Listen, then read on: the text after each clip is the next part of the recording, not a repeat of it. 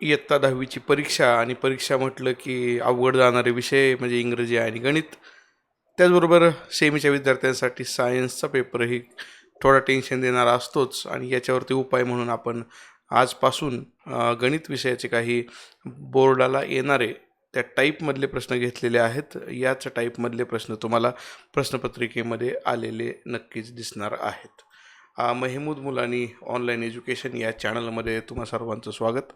यापूर्वी याच टाईपमध्ये जे काही व्हिडिओज आपण टाकलेले आहेत त्यामध्ये प्रश्न क्रमांक 1A 1B आता आपला चालू आहे तो 2A म्हणजे आपण आज पाहणार आहोत त्या ॲक्टिव्हिटीज म्हणजे कृती ज्या 2 मार्कांना दुसऱ्या प्रश्नामध्ये विचारलेल्या असतात त्या, आणि त्या कृती आपल्याला 2 कृती पूर्ण करायच्या असतात. प्रत्येक कृतीमध्ये आपल्याला 4 रिकाम्या जागा भरायच्या असतात, परंतु त्या योग्य प्रकारे भरणं, त्यासाठी योग्य प्रकारे सोडवणं हे आज आपल्याला या व्हिडिओमध्ये शिकायचं आहे. याबरोबरच 3 गुणांचे ॲक्टिव्हिटीज, 3 गुणांचे प्रश्न, 2 गुणांचे वेगळे प्रश्न, ते सगळे इथं वरती एक आय बटन दिसते, डाव्या बाजूला असतं ते वरती, इथं वरती आय बटन आहे, त्याच्यामध्ये प्लेलिस्ट दिसते 10वी 1, 2, 3 गुणांचे प्रश्न. त्या प्लेलिस्टला क्लिक करा, त्याच्यामध्ये तुम्हाला सगळे हे 5-6 व्हिडिओज दिसतील. त्याच्यामध्ये तुम्हाला प्रश्न क्रमांक 1, 2, 3ची तयारी होऊन जाईल. आणि त्याबरोबरच तुम्ही या चॅनलमध्ये गेलात तर तुम्हाला आणखी एक प्लेलिस्ट सापडेल ज्याच्यामध्ये हॉट्स प्रश्न आपण ज्याला म्हणतो हायर ऑर्डर थिंकिंग स्किल्स, जे प्रश्न क्रमांक 4मध्ये येतात, ज्याच्यामध्ये पुस्तकाबाहेरचे परंतु अभ्यासक्रमावर आधारित असे काही प्रश्न विचारलेले असतात. त्या प्रश्नांच्या तयारीसाठी तुम्ही हॉटची ती सिरीज पाहू शकता. आत्ता आपण पाहणार आहोत 2A मध्ये विचारले जाणाऱ्या कृती, त्याला इंग्रजीमध्ये ॲक्टिव्हिटी म्हणलेलं असतं. ॲक्टिव्हिटी म्हणजे दुसरं काही नसून त्यांनी प्रश्नही दिलेला असतो, उत्तरही सोडवून दिलेलं असतं, त्या उत्तरातल्या काही जागा रिकाम्या ठेवलेल्या असतात. त्या रिकाम्या जागा भरणं म्हणजे ॲक्टिव्हिटी पूर्ण करणं. साधी सिंपल गोष्ट आहे. चला बघूयात त्यातली काही उदाहरणं. ही उदाहरणं पाहण्यासाठी पुन्हा मी तुम्हाला त्या PPTमध्ये घेऊन जाणार आहे आणि त्या PPTमध्ये कृतीपत्रिका जी आपण पेपरवरती सोडवलेली आहे 2A मधले या कृती आपण पाहणार आहोत. आता यापूर्वी 55 प्रश्न मी घेतलेले आहेत 2 व्हिडिओजमध्ये 1 मार्कांचे. ते प्रश्न क्रमांक 1 साठी उपयोगाला येणार आहेत. त्याच्यासारखे प्रश्न आलेले मी तुम्हाला पुन्हा दाखवणार आणि आता मी ज्या कृती घेणार आहे याच्यासारख्या कृती आलेल्या सुद्धा मी तुम्हाला 100% पेपर झाल्यानंतर दुपारी लगेच दाखवणार आहे. त्याबरोबरच पेपर झाल्यावर दुपारी त्या सगळ्या प्रश्नांची उत्तरं संपूर्ण पेपर सोडवून तुम्हाला याच चॅनलमध्ये मिळणार आहे. चॅनलला सबस्क्राईब करून ठेवा, नोटिफिकेशन बेल आयकॉनला क्लिक करा म्हणजे व्हिडिओ आला की तुम्हाला लगेच समजेल सरांचा नवीन व्हिडिओ आलेला आहे. बघूयात 2 मार्काच्या कृती कशा पूर्ण करायच्या. त्यासाठी पहिलं उदाहरण दिलेलं आहे 5m वर्ग बरोबर 22m अधिक 15 हे समीकरण वर्ग समीकरण अवयव पद्धतीने सोडवण्यासाठी पुढील कृती पूर्ण करा. अर्थात ही कृती पूर्ण करण्यासाठी आपल्याला त्यांनी जरी सोडवून दिलेलं असलं तरी आपण आपल्या पद्धतीनं पुन्हा पेन घेऊन थोडंफार तरी लिहिणारच आहोत, कारण पेन घेऊन लिहिल्याशिवाय तिथं तुम्हालाही समजत नाही नेमकं काय चाललं आहे. ते वर्ग समीकरण सोडवायचं आहे, पद्धत सांगितलेली आहे अवयव पद्धत म्हणजे सेमीच्या विद्यार्थ्यांसाठी फॅक्टरायझेशन मेथड वापरली. आता मग जर ही मेथड वापरायची झाली तर तुम्हाला सुरुवातीला हे जे 22m आणि हे 15 आहेत ते डावीकडे घ्यावे लागतील, त्यामुळे त्यांची चिन्ह आपण बदलली. इथं उजव्या बाजूला थोडं लिहिणं गरजेचं आहे, कारण डायरेक्ट केलेले काही पायऱ्या समजत नाहीत, म्हणून 5 गुणिले वजा 15 म्हणजे A मल्टिप्लाइड बाय C यांचा आपण गुणाकार करतो, तो आलेला आहे -75 आणि -75चे असे 2 फॅक्टर पाडायचे आहेत ज्यांच्यामधला फरक 22चा असावा. अर्थात हे सोपं आहे, 25 त्रिक 75 कुठल्या तरी एकाला वजा चिन्ह द्यायचं आहे, कारण गुणाकार म्हणजे तो वजा चिन्ह आलं पाहिजे. मोठी संख्या ऋण असली तरच 22ला चिन्ह जे येणार आहे ते ऋण येणार होतं, मायनस येणार होतं, म्हणून आपण हे 2 फॅक्टर घेतले ते इथं लिहिले. आणि मग 8वीतल्या पद्धतीप्रमाणे 5m कॉमन काढला, शिल्लक राहिला इथं m वजा 5, इथं अधिक 3 कॉमन काढला, शिल्लक राहिलं m वजा 5 म्हणजे m वजा 5 हा एक फॅक्टर झाला, 5m अधिक 3 हा दुसरा फॅक्टर झाला. या दोघांचा गुणाकार जर 0 दाखवलेला आहे तर प्रत्येक फॅक्टर हा 0 असेल, म्हणून m वजा 5 बरोबर 0 आणि 5m अधिक 3 बरोबर 0 असेल. यावरून किंमत मिळाली m बरोबर 5, यावरून किंमत मिळाली m बरोबर वजा 3/5. अर्थात तुम्हाला मी उदाहरण समजून सगळी सांगत बसणार नाही. इथं एक लक्षात घ्या, तुम्ही या 2 मार्कांच्या उदाहरणासाठी बरोबर तुम्हाला 4 रिकाम्या जागा भरायच्या असतात. प्रत्येक रिकाम्या जागेला तुम्हाला अर्धा मार्क मिळणार आहे. म्हणजे तुम्ही इथं वजा 25 लिहिलं तुमचा अर्धा मार्क इथं मिळाला. इथं 5 जे m-5 आहे ते लिहिलं, इथं अर्धा मार्क मिळणार आहे. त्यानंतर जे इथं 0 दिसतोय 0 त्याच्यासाठी अर्धा मार्क आहे. आणि इकडं मग -3/5 आले, इथं अर्धा मार्क मिळणार आहे.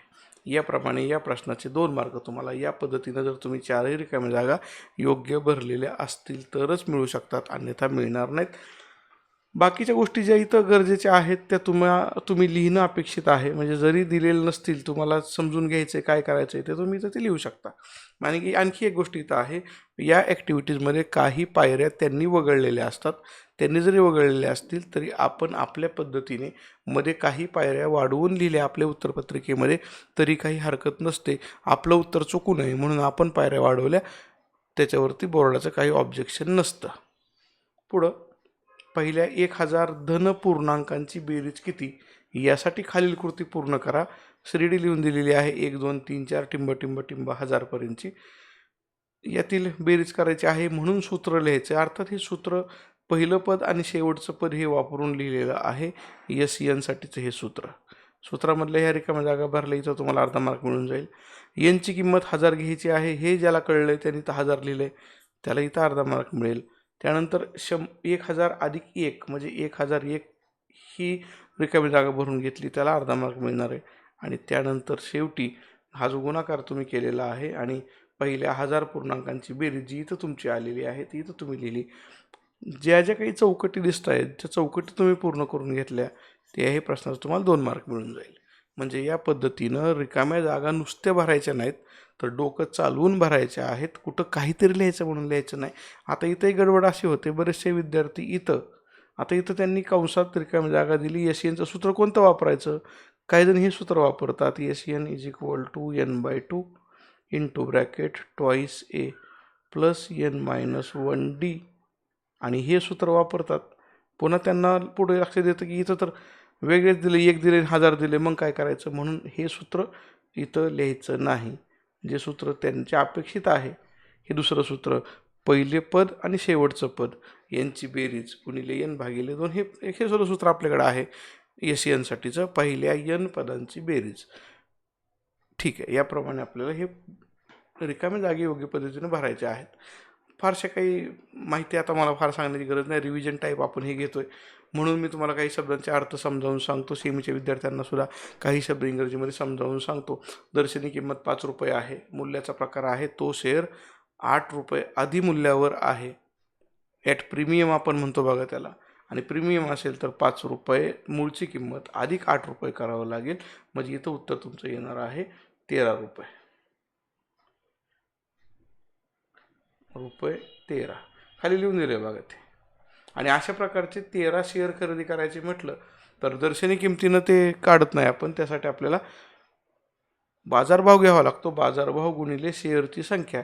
म्हणजे इथं तुम्हाला जे वरती लिहायचं होतं खरं तर ते सुरुवातीला तुम्ही असलेलं तरी चाललं असतं, 25 गुणिले 13 आणि म्हणून उत्तर आलं असतं 325 रुपये. डायरेक्टली 325 लिहिलं तरी मार्क मिळतील, पण कदाचित तुम्हाला एक्सप्लेनेशन जर हवं असेल तर 25 गुणिले 13 असं पहा, म्हणजे तुम्हाला ते उत्तर तिथं मिळेल. दुसऱ्या ठिकाणी तो जो शेअर आहे ती दर्शनी किंमत 100 रुपये दिलेली आहे आणि बाजारभाव 90 झाला आहे, म्हणजे त्याची किंमत कमी झाली, म्हणजे तो शेअर 10 रुपयाने कमी झाला. त्याला अवमूल्य होणं, अवमूल्य असं म्हणतात. ॲट डिस्काउंट असा इंग्रजी मीडियमसाठी शब्द आहे. आणि मग असे शेअर जर घ्यायचे म्हटलं तर 90 शेअर घ्यायचे गुणिले 25, 2250 एवढे पैसे लागणार आहेत. सोडून खाली दाखवलेलं आहे आणि सोडवून मग ती उत्तरं तिथं लिहिलेली आहेत. पुढील निश्चयकाची किंमत काढण्यासाठी कृती पूर्ण करा. उदाहरण तुमच्यासमोर मांडलेलं आहे. निश्चयकाच्या डिटर्मिनंटची आपण किंमत काढतो. सुरुवातीला इथून इथं आपण गुणाकार करतो, ती पायरी ही लिहिलेली आहे. त्या पायरीमध्ये 2√3 लिहून दिले. गुणिले किती लिहायचं ते आपण इथलं बघूनच लिहायचं. फार अवघड काम नसतं बरं का, हे बघून लिहायचं असतं.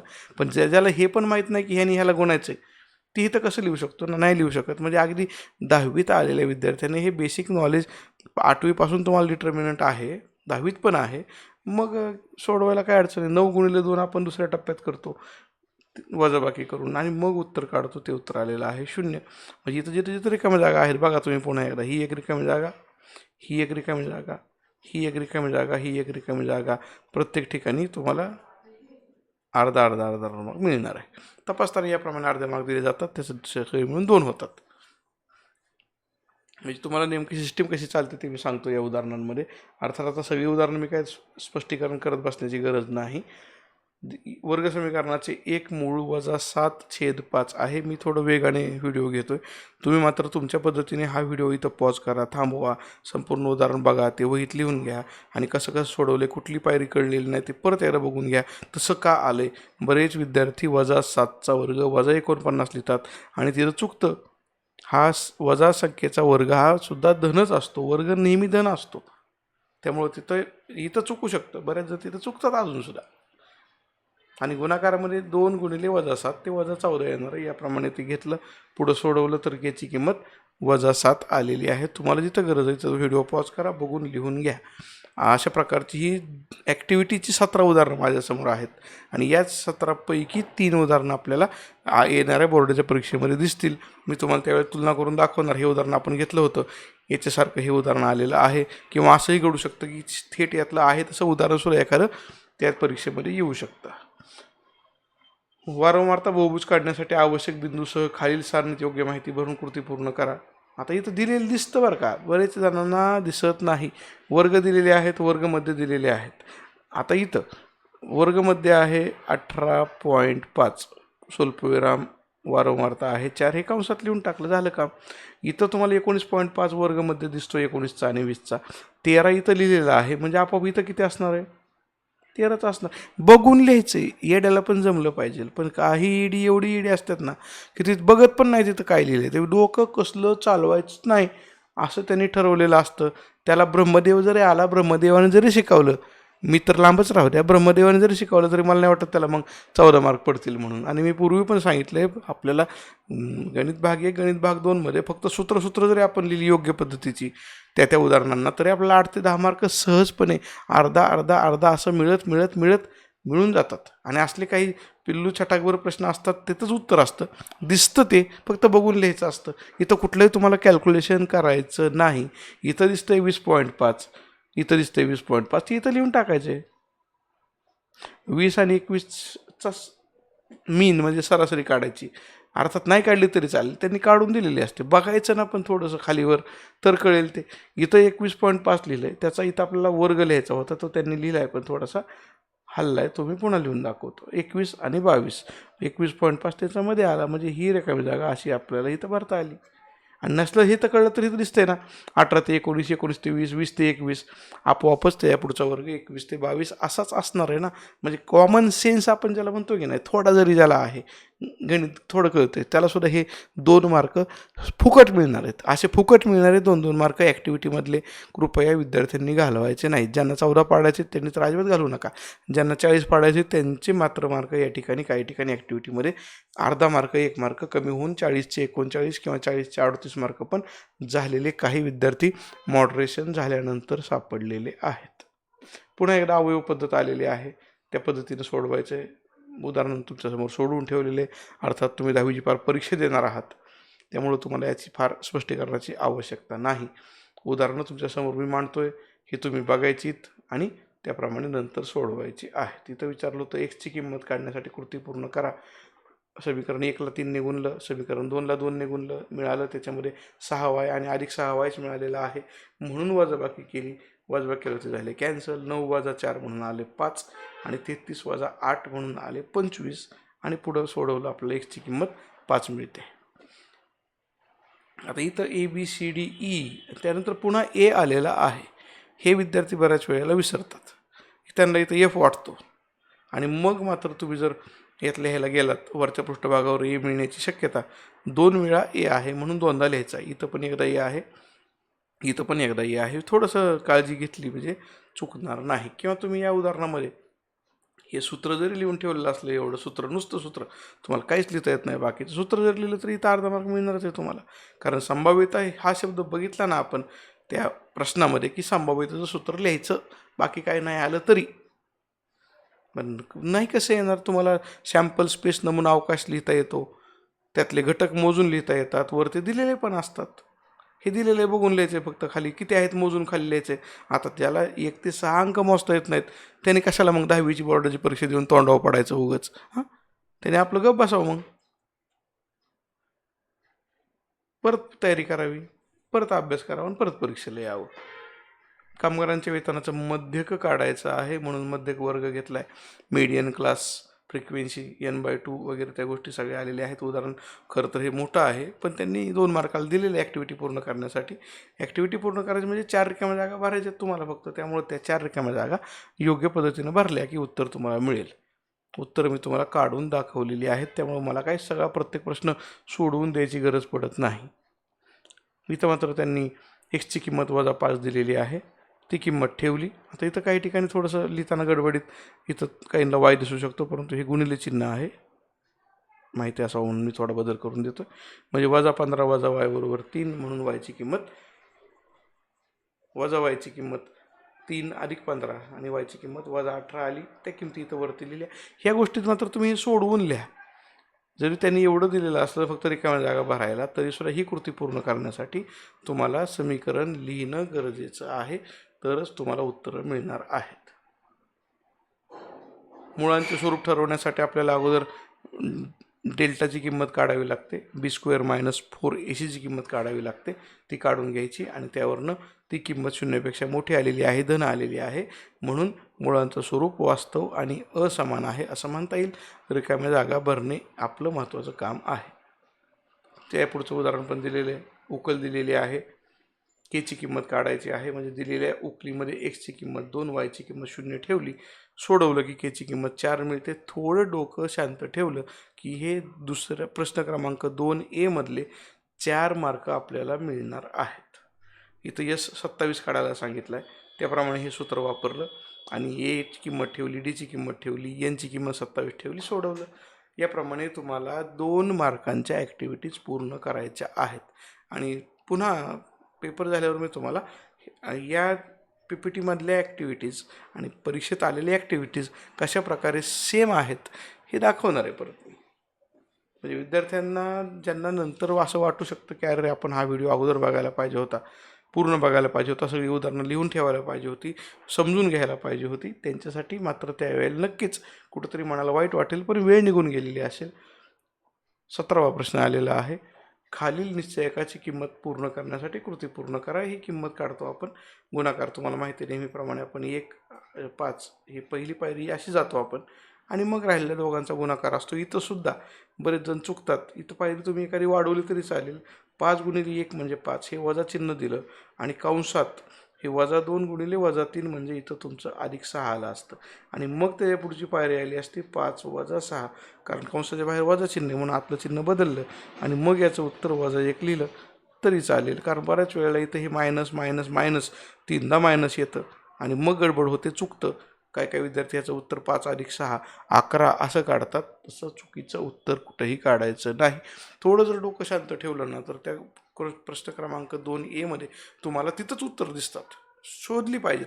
पुढची कधी असं पण घडतं की त्या पायरीमध्ये उत्तर नसतं, पुढच्या पायरीमध्ये उत्तर असतं. पुढच्या पायऱ्या वाचून बघा. पुढच्या पायऱ्या वाचल्या की तुम्हाला कळतं हा इथं हे होतं बरं का.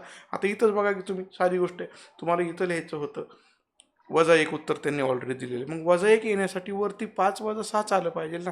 5 + 6 येऊन कसं जमेल? म्हणजे साधं थोडं जर असलं तर डोकं वापरलं तर नक्कीच 2A मधले 4 मार्क, 2 कृती ज्या आपल्याला पूर्ण करायच्यात त्या सहजपणे पूर्ण होऊ शकतात. एक प्लेलिस्ट, एक सबस्क्राईबचं बटन तुमच्यासमोर आता दोन्ही बाजूंना दिसतंय. त्या प्लेलिस्टवर क्लिक करा. अगोदर सबस्क्राईबला क्लिक करा, नंतर प्लेलिस्टला क्लिक करा, जेणेकरून तुम्हाला या प्रकारचे सगळे प्रश्न 1 मार्काचे, 2 मार्काचे, 3 मार्काचे सगळे तुम्हाला या प्लेलिस्टमध्ये सापडतील. त्याच्यामधले 5 व्हिडिओज आहेत, ते सगळे व्हिडिओज बघा. धन्यवाद.